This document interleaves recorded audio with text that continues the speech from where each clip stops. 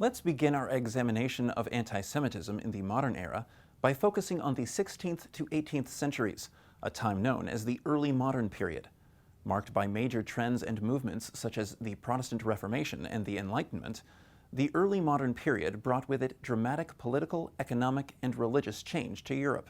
It was also during this time that the European exploration and colonization of the Americas, Africa, and Asia took place. This led, among other things, to modern globalization and the rise of early forms of capitalism.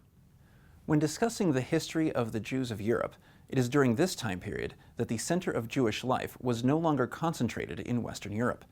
Stimulated by their expulsions from the western parts of the European continent in the late medieval period, Jews began searching for more tolerant and favorable conditions, eventually settling in Eastern Europe and in parts of the Ottoman Empire. How did the developments and changes of the early modern period affect the way the Jews of Europe were perceived and treated at this time? The answer to this question differs from Western to Eastern Europe. As we will now see, it is in Western Europe that the major anti-Jewish ideas and ideologies continued to originate during this time period, promoted by leading philosophers and thinkers of the intellectual elite, while in Eastern Europe, a more grassroots form of anti-Semitism began to develop. Let's explore this further by first turning to the western areas of the European continent. If during the Middle Ages we see that the spread and formation of anti-Jewish ideas coincide with the major Jewish centers of Jewish population, in the early modern period, we see a paradox appearing.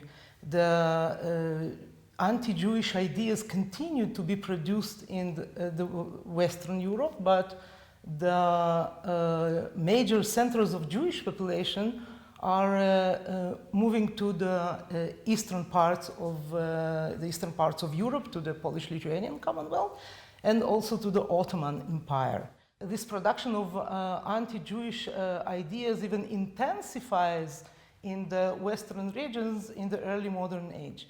Of course, since there were so few and marginal Jewish population in Western Europe, we ought to ask ourselves why, and we can answer it by saying that it wasn't connected to the Jews themselves, but rather to processes, very intense processes, inner Christian processes going in the West.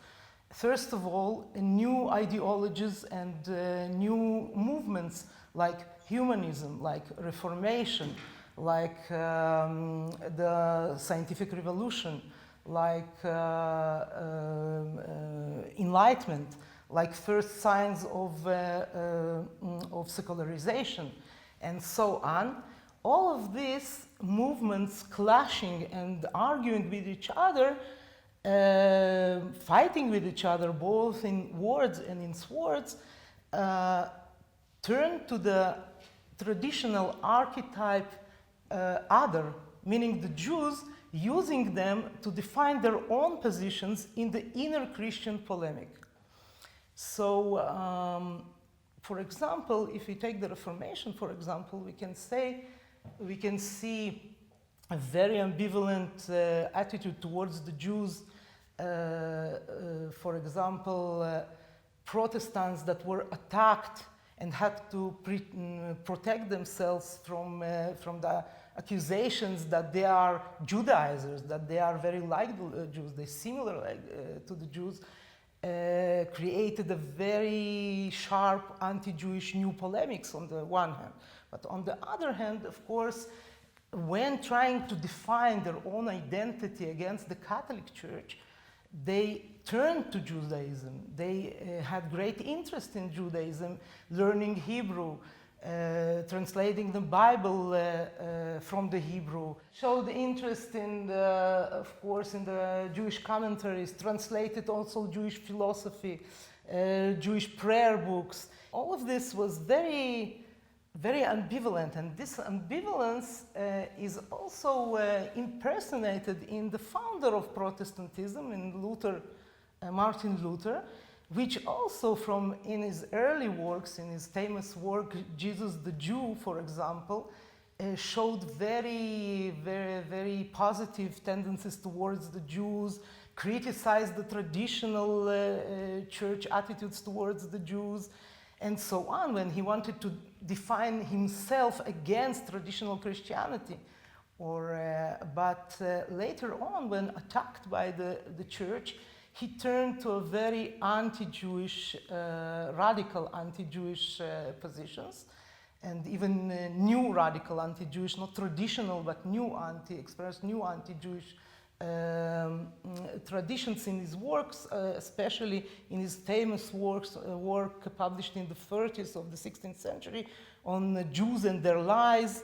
There he went even against the traditional tolerance doctrine which helped the Jews to survive in Western Europe during the Middle Ages, abolishing that tradition and going out not only against Judaism but against the Jews themselves.